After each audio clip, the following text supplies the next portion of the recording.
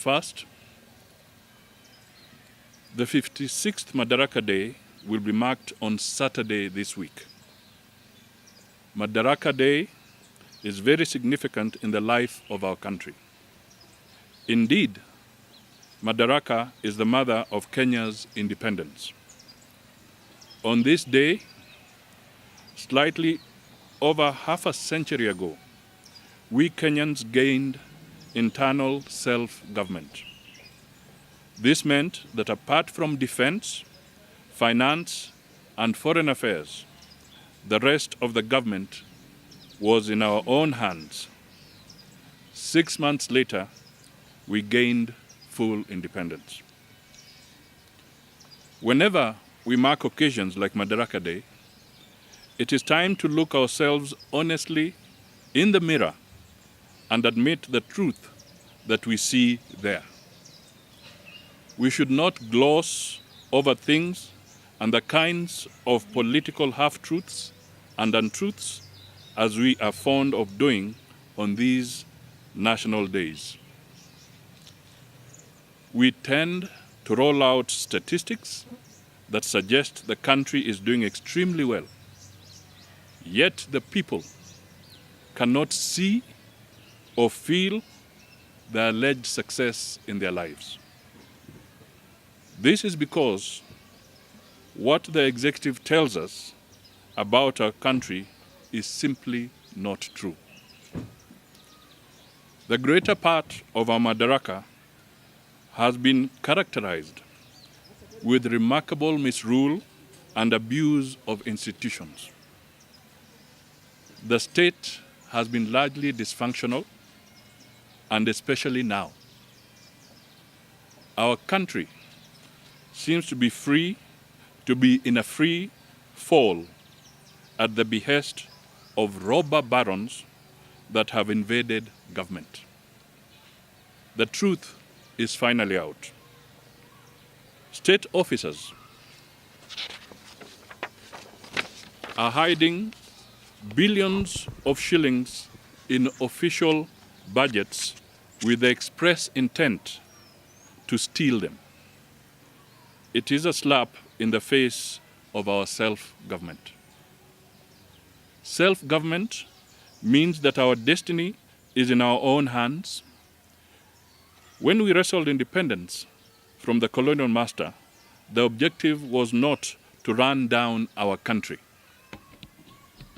The intention was to build a thriving nation with equal opportunities.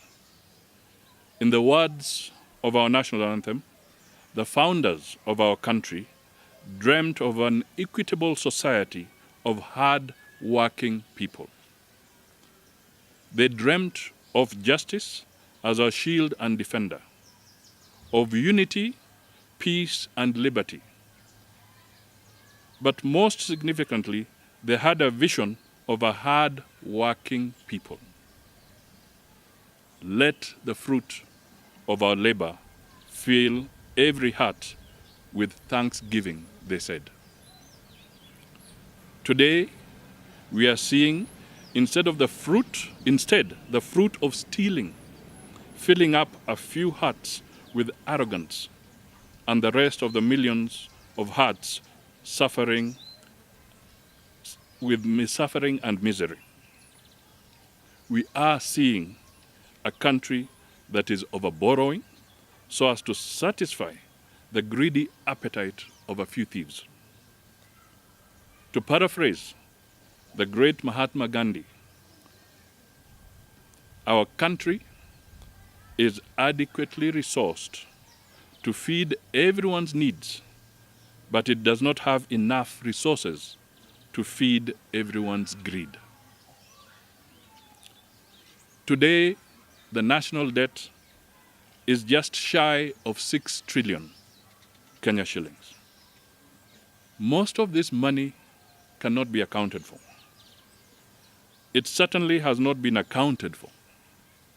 When we ask the government to publish the country's debt portfolio, they give us a deaf ear.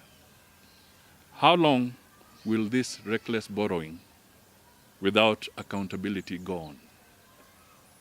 The Jubilee government and their partners must now tell Kenyans the true level of the country's indebtedness and the detailed terms and conditions around each debt.